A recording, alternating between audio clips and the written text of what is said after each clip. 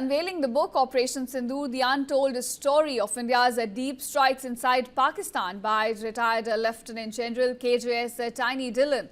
Army Chief General Upendra Dwivedi said that it is too early to comment on the impact of Operation Sindoor along the line of control. In fact, speaking on the situation, the Chief of Army Staff stressed that the operation has just concluded and therefore needs to be assessed in a broader context. In fact, he also underlined that the state-sponsored terrorism has not ended, pointing to recent infiltration attempts along the LOC. General Dwivedi also noted that media itself has reported how several terrorists have been neutralized while some managed to escape. So this is the latest we're getting to know from General Dwivedi on the impact of Operation Sindoor, specifically when it comes to infiltration bids along the LOC and of course how the counter-terror operations have been going on.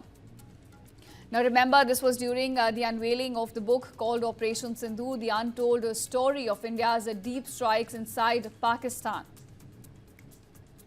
In this, General Dwivedi said that it is too early to comment on the impact of Operation Sindoor along the line of control. He also added that the operation has just concluded and therefore needs to be assessed in a broader context. So therefore, of course, some time is needed to understand the kind of impact this operation has had on the infiltration bids along the LOC and of course the counter-terror operations along the border areas as well.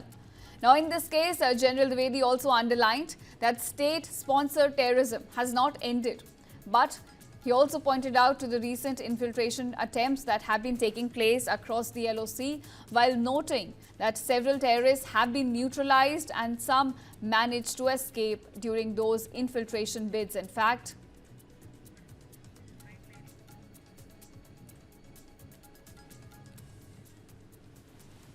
so in Op Sindoor, this was something which was an untold story.